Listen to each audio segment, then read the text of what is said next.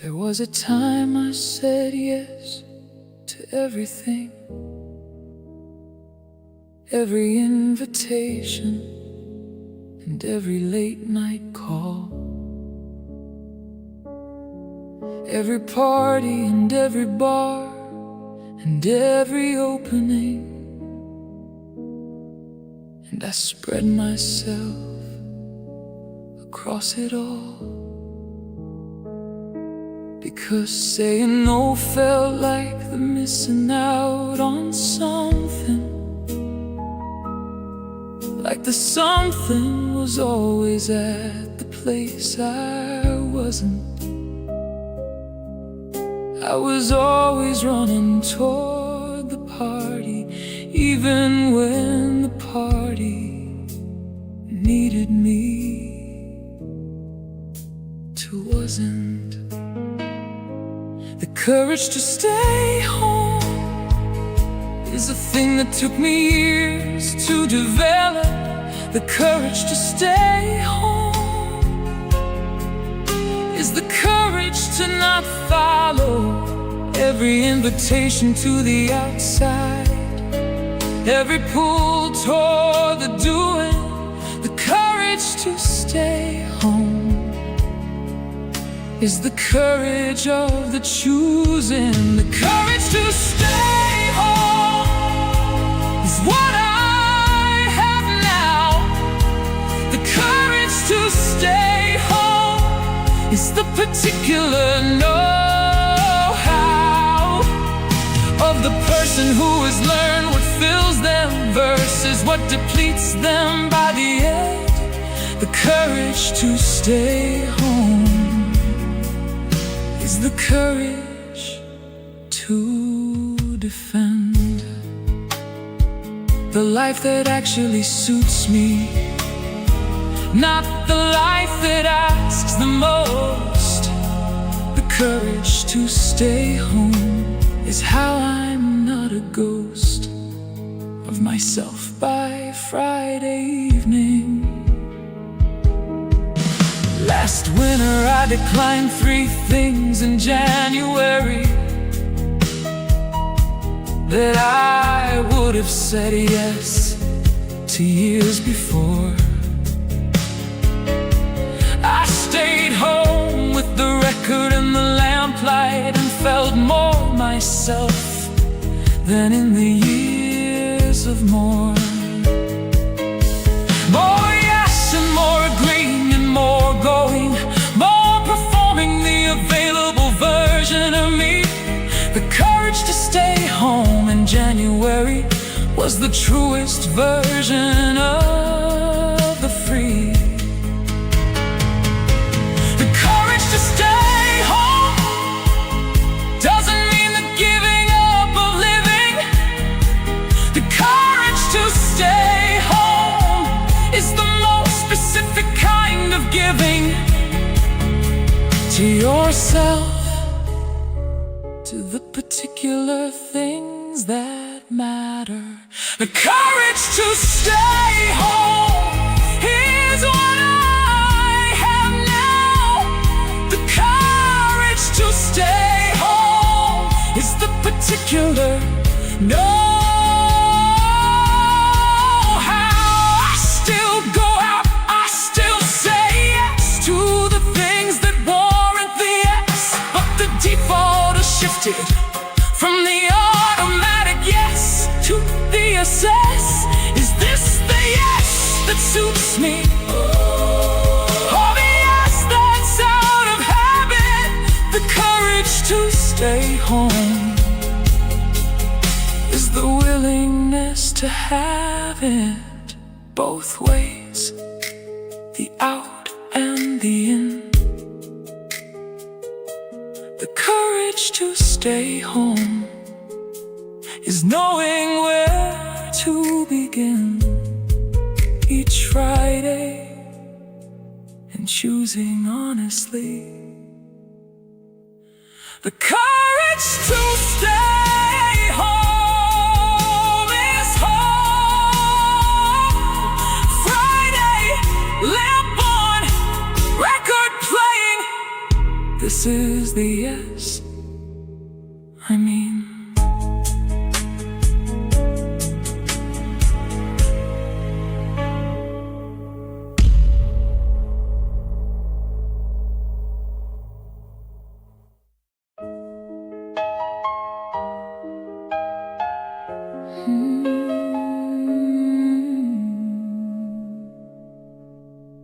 I turned 50 at this bar with 7 people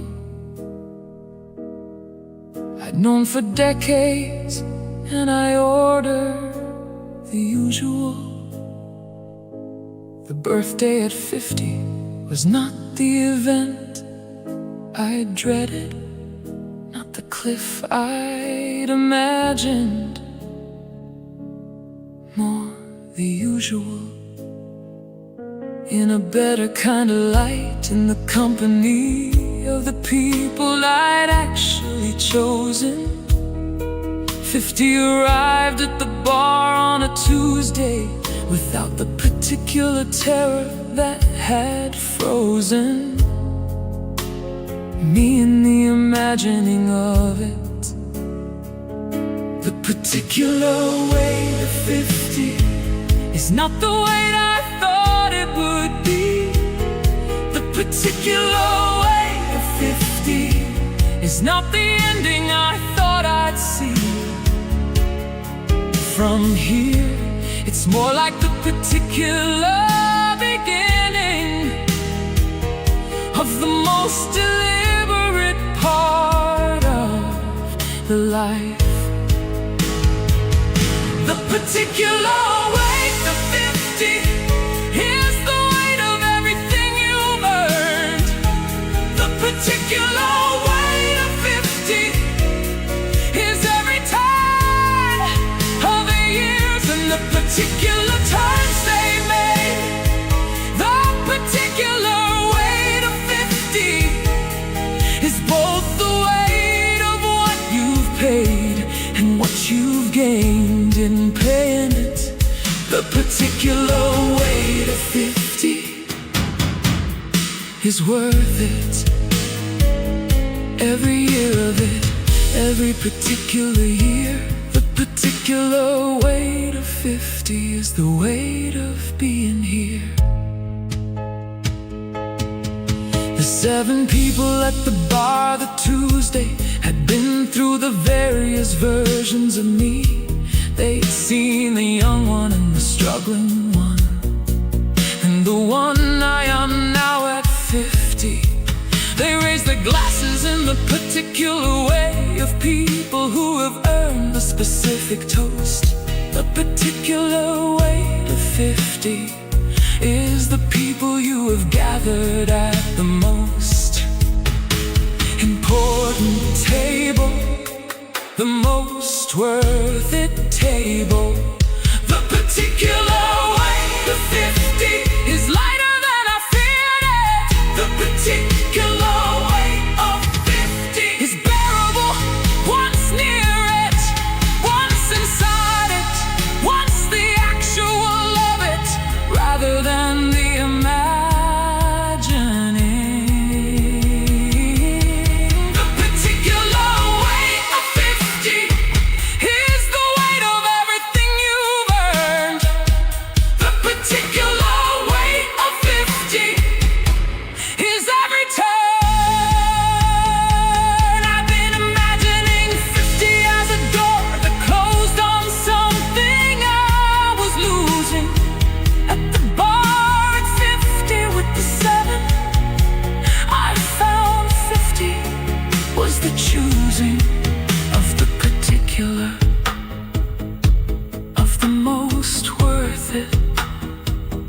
The particular weight of 50 is the most certain weight I've carried, the most earned. The particular weight, the most earned. The particular weight of 50 is the most well-deserved thing I've been given by the years. The particular weight of 50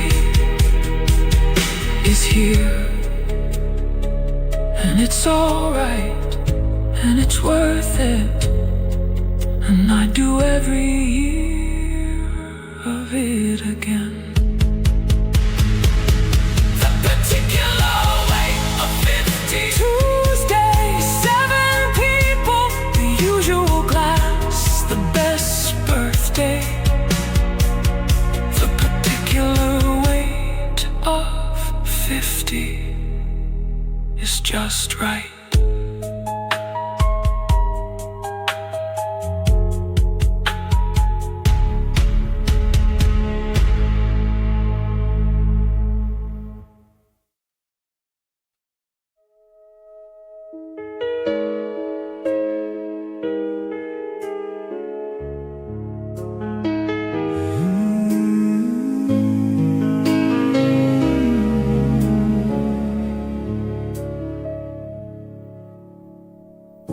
Used to close the bar on Friday evenings. 6 of us who'd been that way for years. Now there are 3 of us who still do Fridays, and the 3 of us don't mention what appears be the gradual thinning of the table. The 2 who moved away, the 1 who changed. We toast the night without narrating what's happened, and leave the empty chairs unrearranged. Friday table used to feel like permanent, like the 6 of us would always be the 6. Now the 3 of us hold up what's left of it, and the holding up is its own kind of fix. The last one standing at the Friday table isn't standing, it's just what remains. The last one standing at the Friday table keeps coming back, regardless of the pains of the empty chairs and the different numbers of the conversation that now fits in 3. The last one standing at the Friday table is still worth the being, still worth the showing up, still worth the toast. The last one standing at the Friday table values it the most. Danny moved to somewhere in the Southwest. He sends a message on the group thread now and then. Maria married someone, and the Fridays got harder to arrange, and then just when we thought she'd come back to the table sometimes, she stopped and we stopped asking after a while. The 3 of us adjusted to the 3 of us,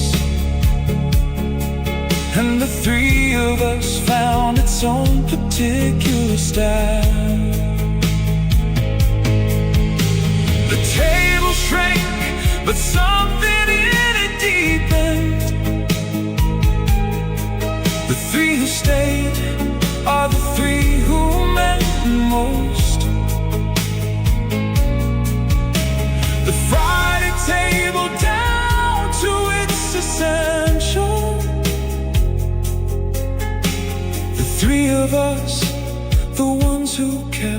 post. The last one standing at the Friday table isn't standing, it's just what remains. The last one standing at the Friday table keeps coming back, regardless of the pains.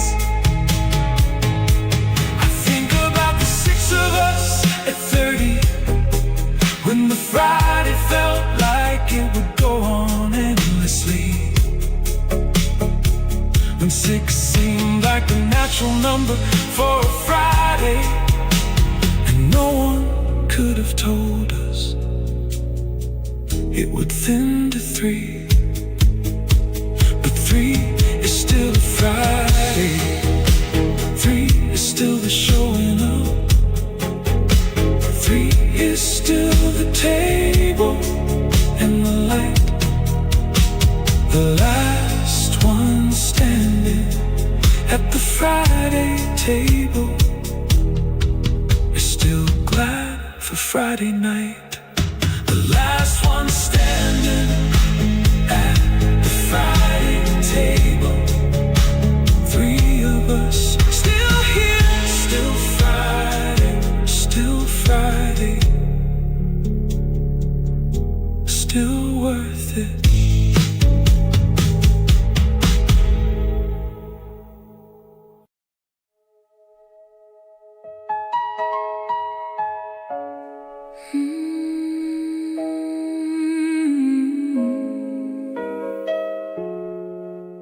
There was a year I stopped trying to be young. Not a dramatic decision, more the particular exhaustion of maintaining the performance of the younger version. Had been holding the performance for longer than it had been natural, and the holding became the thing itself, and the thing itself became the factual cost of the pretending, which was too high. The year I stopped trying to be young was the most particular kind of relief. The year I stopped trying to be young was the most particular kind of brief, and total liberation from the performance. The year I stopped trying to be young was the year I started being the age I was. The year I stopped trying to be young was the most particular kind of, because it was time, and the time had been time for a while. The year I stopped trying to be young was the most particular kind of mile.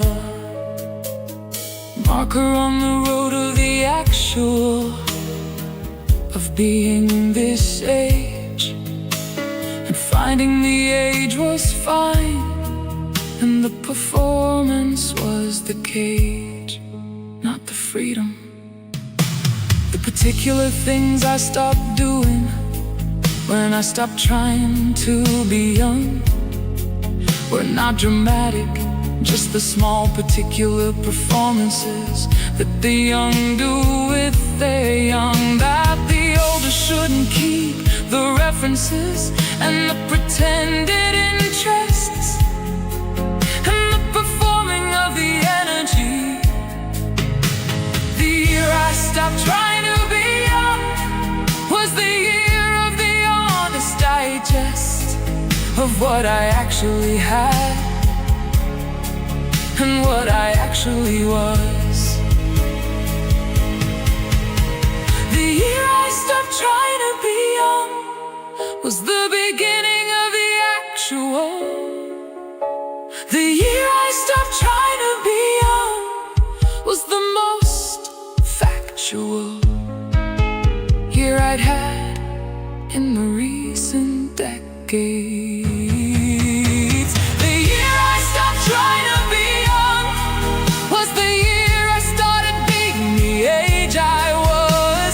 The year I stopped trying to be young was the most particular kind of because what surprised me about stopping the trying was that the age I actually was better than the performance of the younger, better than the pretending, because the actual age at the actual stage has its own particular freedom. The year I stopped trying to be young gave me the particular kingdom of the actual, which the performance had been blocking. The year I stopped trying to be young was the year I stopped knocking on the wrong door.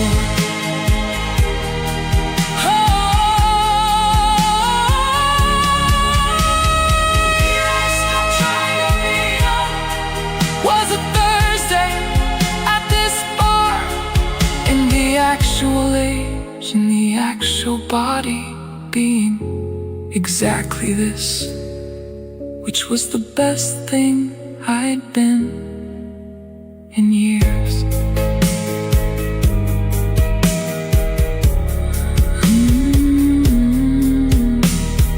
In years.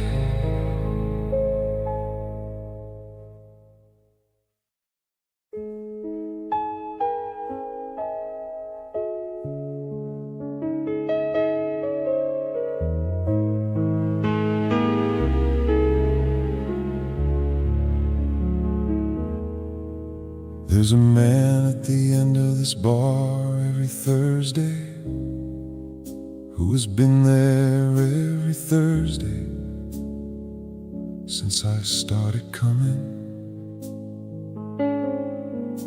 He's 20 years older than I am by the look of it, and he sits with his drink without the particular humming of the younger ones, the restless seeking of the younger ones. He has the particular stillness of the arrived, the stillness of the person who has run the distance and found the pace. The version of me at the end of the bar is what I'm aiming for. The version of me at the end of the bar has found what the bar is for, without the needing it to be more. Just the bar, just the drink, just the Thursday. The version of me at the end of the bar is the Thursday in its most complete. The version of me at the end of the bar has found the particular seat of the arrived, of the knowing what the evening is. The version of me at the end of the bar is the most particular is of the regular life, of the found and settled life, of the Thursday. I've been watching him for 2 years, Thursday evenings, the particular way he holds his glass, the particular way he leaves at the particular hour, not too early and not letting it pass into the staying past the good part. He has the bar time to the particular. The version of me at the end of the bar is the most specific and circular pattern of the knowing I want to earn. The version of me at the end of the bar is the end point of this journey. The version of me at the end of the bar's earned the particular attorney of the stool and the stillness and the knowing. The version of me at the end of the bar is the Thursday in its most complete. The version of me at the end of the bar has found the particular seeds. I don't know anything about his actual life. The regular bar version is all I have. The particular stillness and the particular glass and the particular knowing of the bar he has. That's enough. The bar version is the version that matters here.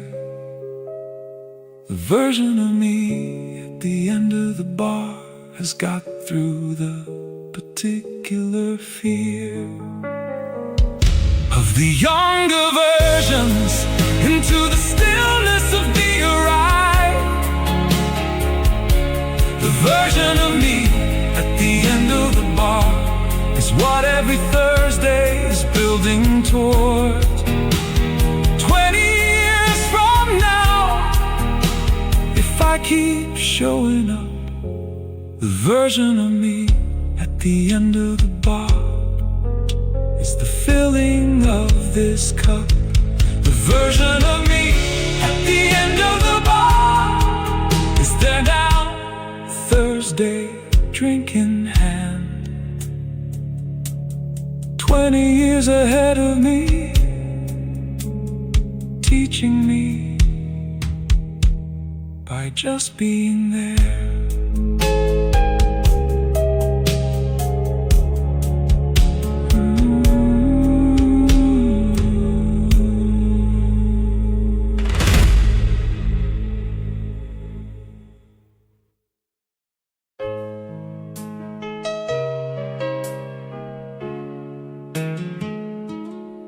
There was a year, the hangovers got longer. 3 days instead of the morning after fix. I'd wake up Tuesday feeling Friday's choices and spend the week untangling the mix. I mentioned it to someone who was older. They laughed the way the older always do. When the younger finally arrive at something,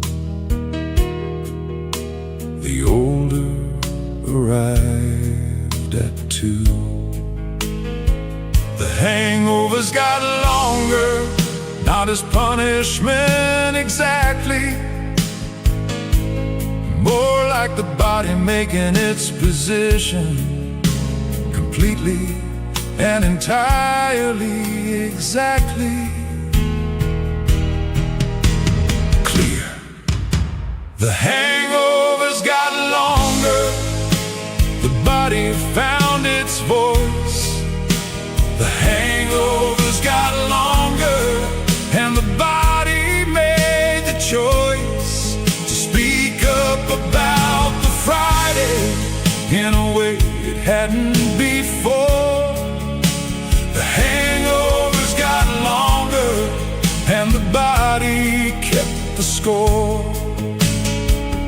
More carefully, more loudly, more insistently. The hangovers got longer, and I finally started listening. I drink less now than I did in the earlier chapters. Not because I'm virtuous, just because calculation changed around the middle, and the Tuesday morning matters more than it does. The Friday night is still worth the Friday evening, but Tuesday has a claim I didn't grant it before. The hangovers got longer, and the body made me renegotiate the score.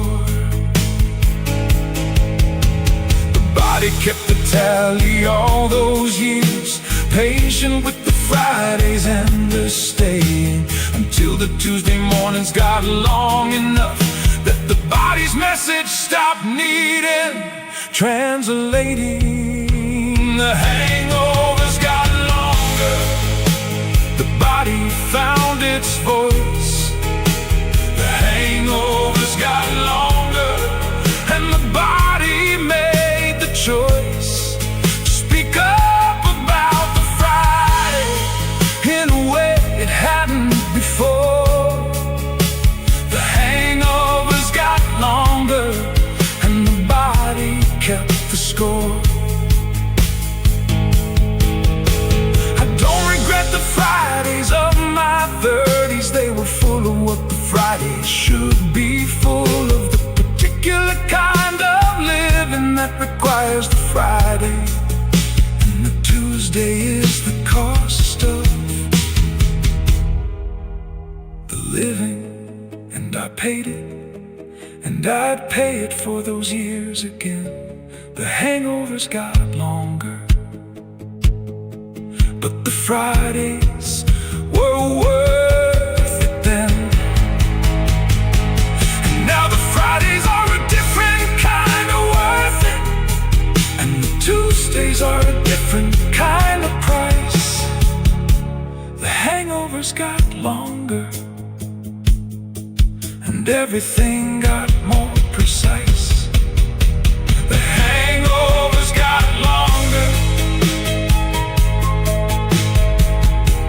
I drink water now before bed after the Friday, more than I used to. The body taught me that.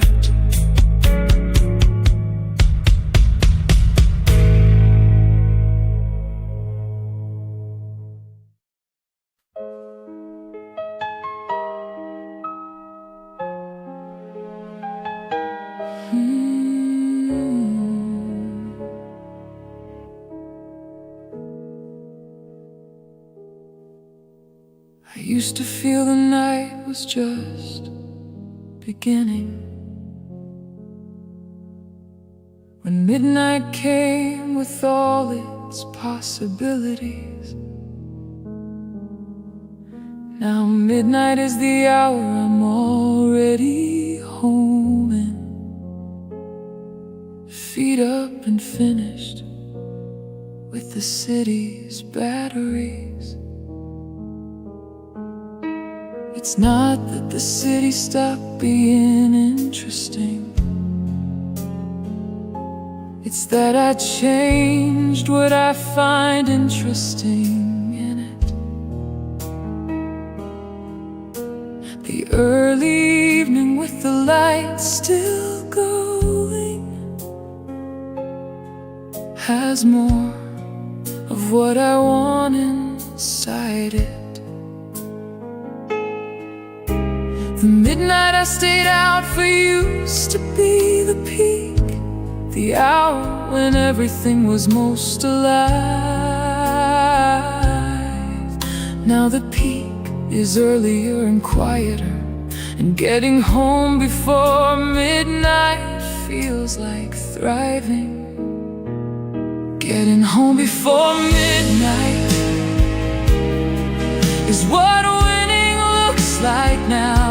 Getting home before midnight, and I don't know exactly how it happened that the early evening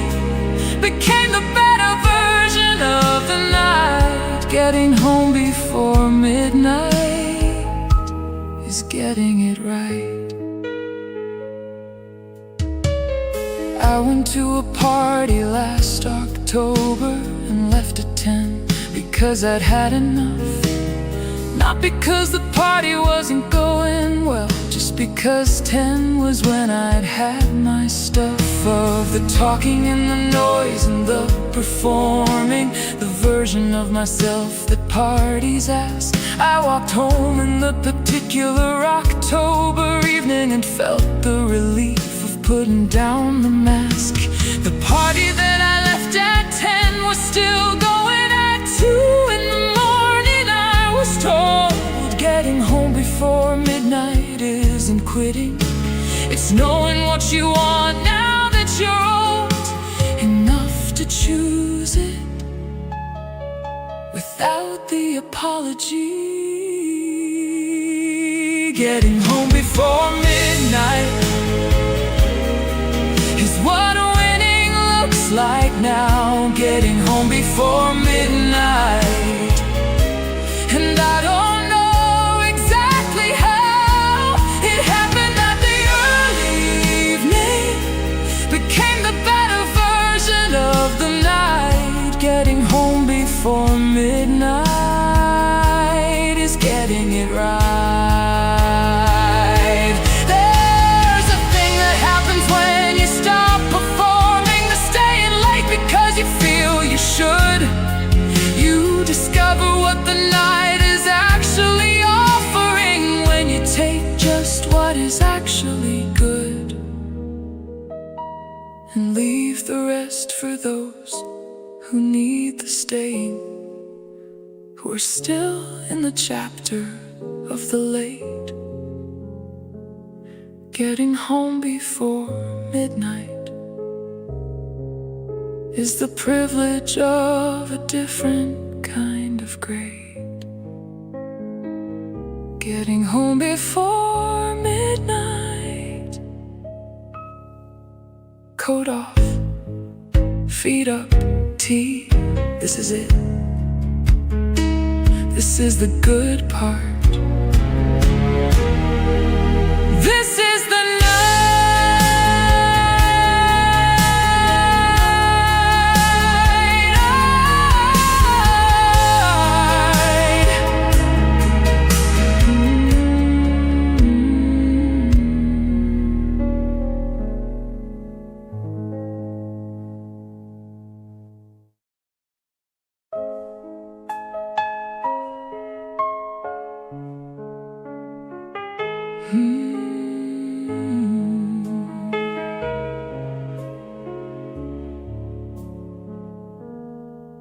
There was a birthday no one remembered, not from carelessness, just the particular shifting of attention that the years do to the birthdays. The birthday at 30 was the particular occasion. People gathered and the evening was arranged. The birthday at 51 was a Thursday, and nobody called until the Wednesday changed to Thursday evening, and I'd already been at the bar. The birthday no one remembered was the most surprisingly fine birthday. The birthday no one remembered was the most particular kind of Thursday, in the best possible way, without the performance of it. The birthday no one remembered was the birthday I spent alone at the bar. The birthday no one remembered was the most particular kind of star of the birthday evenings, the unorchestrated one. The birthday no one remembered was the one I spent entirely as the one I actually am, without the particular birthday audience. The birthday no one remembered was the most particular kind of sentence of the actual in the particular bar light. Just me on the birthday, just the Thursday, just the right. The bartender found out when I signed the tab. He said, "Happy birthday," without the fuss. I said, "Thank you," with the weight of the particular finding of the birthday, without the particular rush of the performing the birthday for the room. The bartender's particular low-key knowing was the most appropriate kind of birthday acknowledgement for the particular kind of going into another year that I was doing. The birthday no one remembered was the most honest birthday. The birthday no one remembered was the most particular kind of someday I'd been building toward without knowing it. The birthday no one remembered was the birthday I spent alone at the bar. The birthday no one remembered was the most particular kind of star. People called the next day, embarrassed and apologetic. I said, not to worry, because I meant it. The birthday no one remembered was the gift I hadn't asked for, of the actual birthday without the required performance. The birthday no one remembered was the most worth the remembering of all the birthdays I've had. The birthday no one remembered was the most particular kind of glad I've been on a birthday. The birthday no one remembered was the best one at the bar. Just me, just the bartender, just the right amount of the actual of the birthday.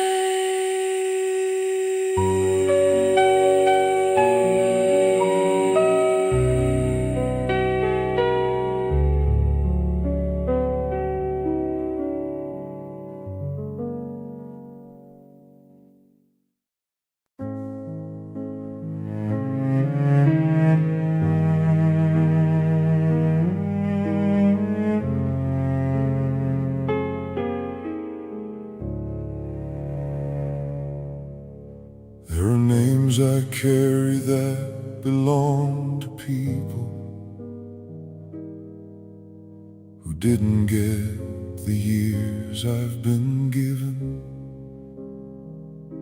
who checked out somewhere in the middle of the story, while I kept the pages turning and kept living. Marcus at the bar talked about his brother who died at 43 of something sudden. He said, "I'm older now than he ever got to be, and the weight of that sits in him like a burden." The ones who left too soon are in the conversation every time we lift a glass to the ordinary evening and find the ordinary evening is sublime. The ones who left too soon are the reason I don't take the Tuesday lightly. The ones who left too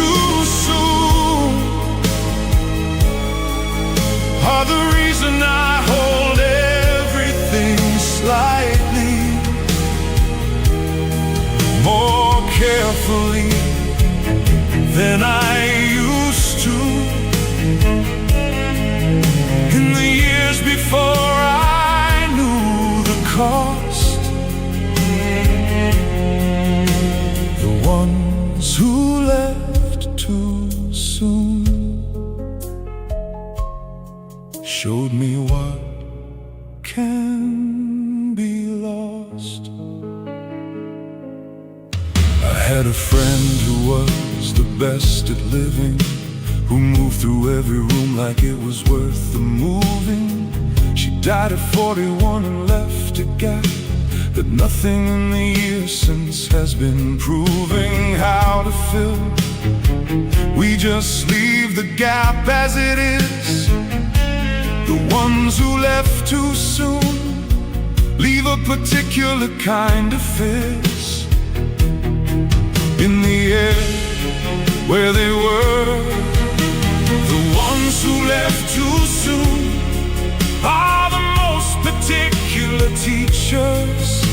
The ones who left too soon are the most instructive preachers of the value of the ordinary Tuesday, of the bar and the particular light. The ones who left too soon taught me about tonight. The ones who left too soon are the reason I don't take the Tuesday lightly. The ones who left too soon are the reason I hold everything slightly more carefully than I used to. I raise my glass on the ordinary evenings to the names I carry from the ones who went. I stay a little longer than I might have because of what their going meant. The ones who left too soon are here in the staying, and the one more round in the not yet leaving. The ones who left too soon are in everything I'm believing about the worth of the ordinary, about the Tuesday and the light. The ones who left too soon are why I'm here tonight. The ones who left too soon, to you, to all of you. This round, this light, this Tuesday is for you.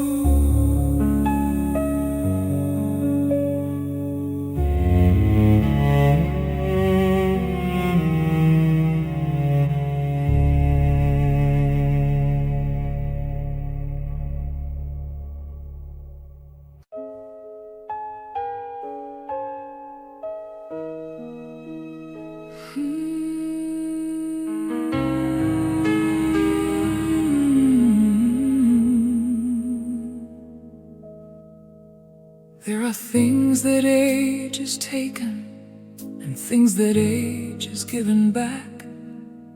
And I've been doing the accounting lately, particularly of the giving back track. The patience and the knowing and the particular peace, the things that age has given back.